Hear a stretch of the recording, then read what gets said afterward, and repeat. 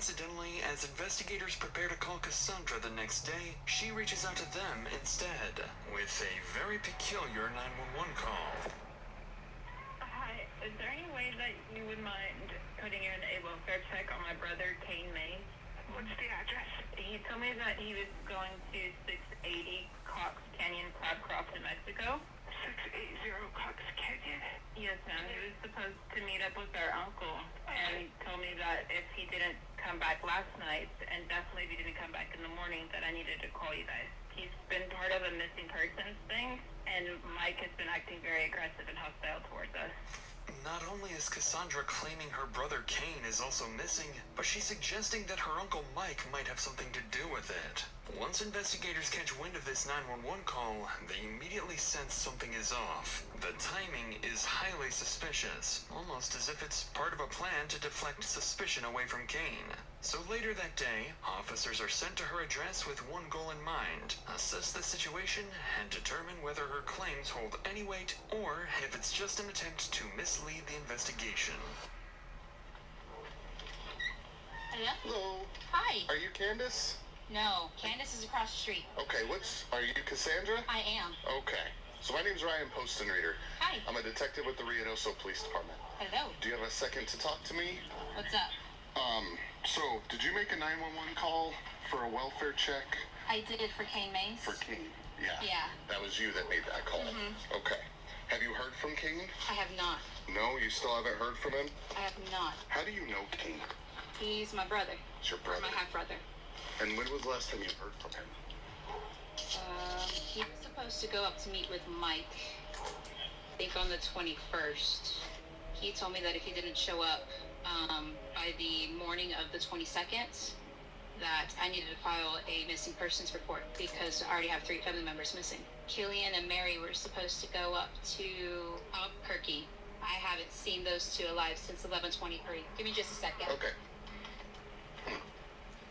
Officers have no clue at this point, but Cassandra isn't alone. Right this moment, their prime suspect, Kane Mays, is hiding inside the very house they're standing in front of. Sorry, we're also having issues with a psychotic ex of mine, so... Oh, jeez. You're going through a lot right now. A little bit. And then with Kane going missing, and Mike presumably having, like, over half of his guns. It's a really, really long story.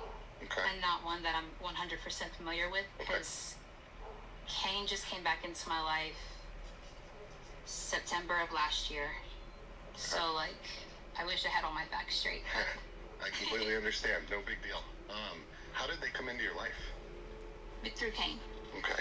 So Kane comes into your life, and then now you meet Mary and Killian. Mm-hmm. Okay.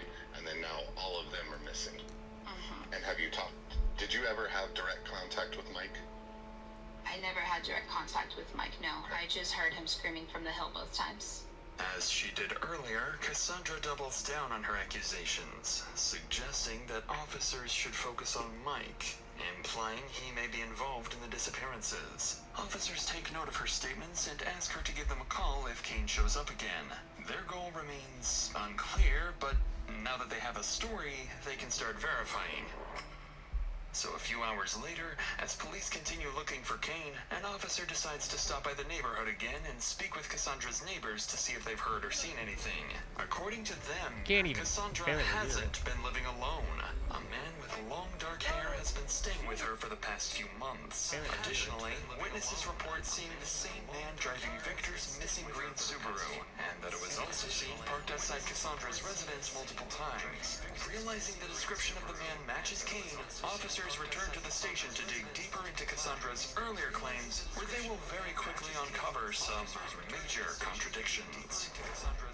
Even though Cassandra insisted she had only recently met Kane, investigators discover an older Facebook photo of the two together, proof they've known each other for years. But that's just the first lie, because officers who were out looking for Kane also recover surveillance footage from a nearby Walmart, showing Kane and Cassandra shopping together alongside her sons and daughter. Besides buying groceries and food, investigators spot cleaning supplies like bleach and vinegar, along with multiple bottles of kerosene, items that closely align with what would be needed to clean up a violent crime and fire. At this point, investigators are unsure if Cassandra is actively hiding a wanted fugitive or if she's being controlled and forced to cooperate with someone who has already killed 3 members of her own family. You don't find yourself on a boat cruise by accident.